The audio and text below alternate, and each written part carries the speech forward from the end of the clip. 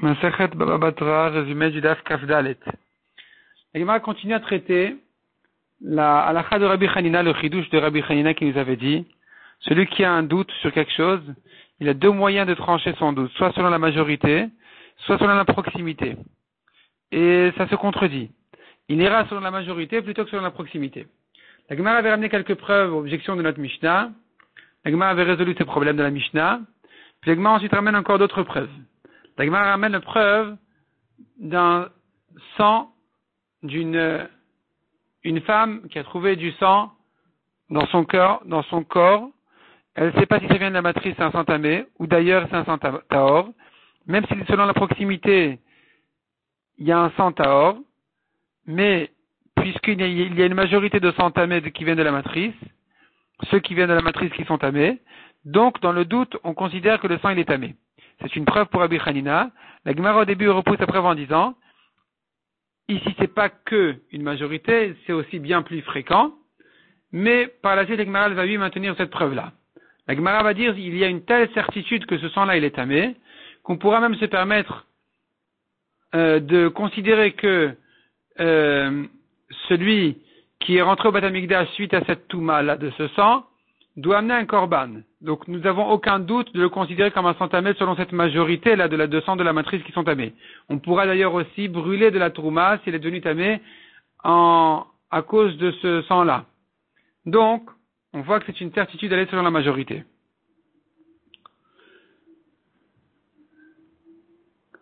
La Gemara conclut de la trois preuves, trois déductions, trois conclusions. Premièrement, tu vois que si tu as le choix entre majorité et proximité, tu vas sur la majorité. Deuxièmement, la majorité c'est Minatora, Rov c'est Minatora. Troisièmement, une majorité suffisante. On n'a pas besoin d'ajouter une deuxième majorité en disant, il faudrait qu'il y ait encore une source de sang tamé, encore une majorité de sang tamé, pour dire que de toute façon elle est tméa maintenant.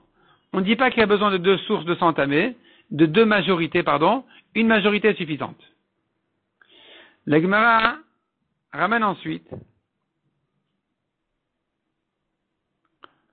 le cas d'un tonneau qui a été trouvé sur le fleuve. Un tonneau qui est venu sur le fleuve, qui flotte sur le fleuve. Selon Rav, quand on l'a trouvé à côté d'une ville juive, il est kasher. Selon Shmuel, il est interdit, peut-être qu'il vient de loin. La Gemara dit, ça veut dire que Rav ne craint pas qu'il vient de loin. Rav pensera qu'on va selon la proximité, pas la majorité. La Gemara dit non. Dans le fleuve, c'est sûr qu'il n'est pas venu de loin, parce qu'il aurait coulé depuis longtemps, il se serait cassé dans tous les obstacles, il serait tombé, il ne serait pas arrivé jusque-là. D'après Rav, qui cachérise ce vin, il dit c'est sûr qu'il n'est pas arrivé de loin. Shmuel, il craint qu'il est quand même arrivé de loin, qu'il ait traversé tous les obstacles avec le courant du fleuve, mais Rav ne craint pas ça et dit que le vin il est caché. Un tonneau de vin a été trouvé dans une vigne de raisins interdits des 3 premières années de Orla. Ravina a dit, le vin est kasher. Pourquoi il est kasher? Non pas parce qu'on va selon la majorité et pas la proximité. Et que donc on va dire c'est un vin de raisin qui n'est pas dans les 3 premières années. La raison, elle est une autre raison. Parce que de toute façon, le voleur qui aurait volé d'ici, il n'aurait pas caché le vin dans cette même vigne-là. Donc il a sûrement amené d'ailleurs. Et c'est pour ça qu'on peut supposer que c'est un vin kasher. Mais si c'était des raisins, effectivement, je devrais craindre. C'est-à-dire, les raisins, les voleurs, ils risquent de les cacher dans la vigne elle-même. Et par contre, le vin, il les cache pas dans la vigne elle-même, il le cache plus loin, ailleurs. L'Igmar dit encore, celui qui a trouvé des outres de vin dans une vigne d'un juif, c'est pas un cas, c'est une histoire. Rava a dit que c'est kasher. Rava avait permis ce vin-là. La Gemara dit, mais pourquoi tu crains pas une majorité de vin de goy qui serait interdit? Répond la Gemara, non, il y a ici une majorité de juifs. En principe, les vendeurs de vin sont juifs, puisque nous avons trouvé ici un vin en grande quantité. Donc sûrement que ça vient d'un vendeur. Le vendeur étant juif, son vin est kasher, et donc kasher. Mais si c'est une petite quantité, on craint que c'est un passant qui avait du vin sur lui en chemin, il pourrait être un goy qui est venu de loin et donc le vin est interdit. Mishnah suivante. Celui qui veut planter un arbre en dehors de la ville, il doit l'éloigner 25 amot de la ville et si c'est un arbre gros avec beaucoup de branches, il doit l'éloigner 50 amot de la ville. De même, dit Abba Shaoul, si c'est un arbre qui n'est pas fruitier, il faut éloigner 50 amot de la ville. Si maintenant la ville a précédé l'arbre, il faudra couper l'arbre de toute façon et ne pas le payer. Si l'arbre était avant la ville, on va le couper aussi, mais au moins il faudra le dédommager. Si on a un doute, il coupe et on ne le paye pas. La Gemara dit, c'est quoi le problème de planter à côté de la ville? Et répond la Gemara, c'est pas joli pour la ville. C'est pas joli pour la ville. Et de la Gemara, on arrive, mais de toute façon, 1000 amot proches de la ville, on n'a pas le droit de les semer. La Gemara dit, c'est pas évident. D'abord, il y a un Tana qui permet de semer. Et donc, d'après lui, il faut te dire qu'il faut éloigner les arbres 25 amot. Deuxièmement, même celui qui interdit de les semer, les planter, c'est permis. Et là, on vient te dire que quand même dans les 50 amot ou comme on a dit, 25 amot, il faut quand même pas planter parce que c'est pas joli pour la ville.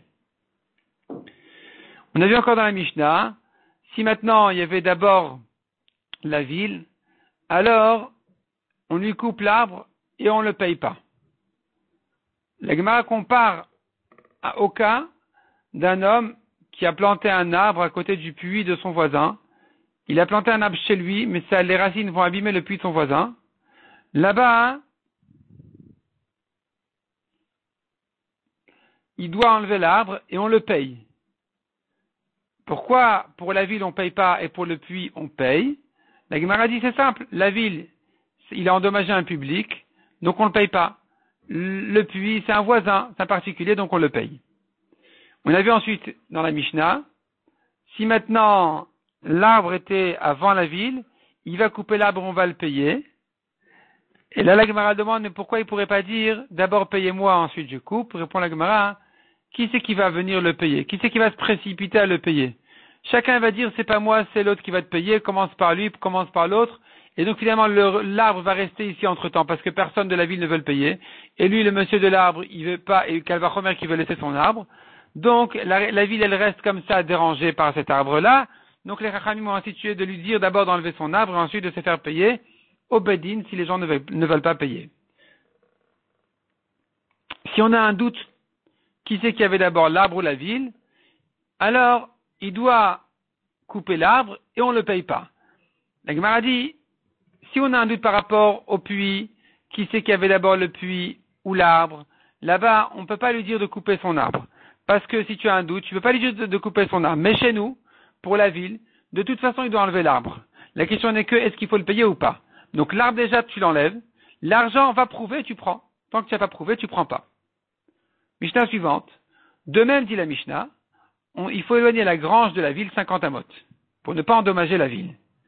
Pareil, s'il a des voisins, en dehors de la ville, il devra aussi éloigner sa grange 50 amot de ses voisins.